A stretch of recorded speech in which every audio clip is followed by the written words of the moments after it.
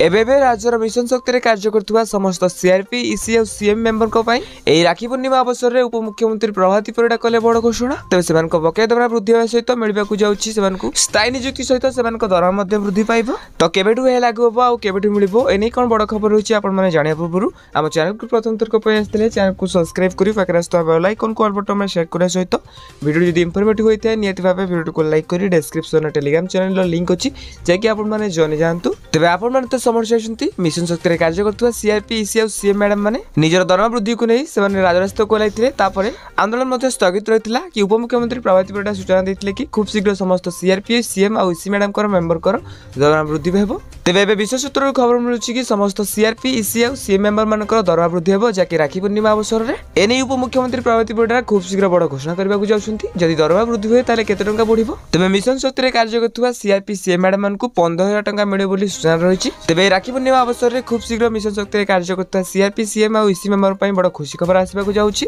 तो जब भी एनै घोषणा हबो तो आपण मानकु जणे देबी सेति पई आपण माने हम चैनल को सब्सक्राइब करी बेल नोटिफिकेशन को ऑल बटन में सेट कर रखि थांतु। आ हां ए वीडियो कोन देखुछन्ती नियत भाबे कमेंट बॉक्स रे कमेंट करंतु।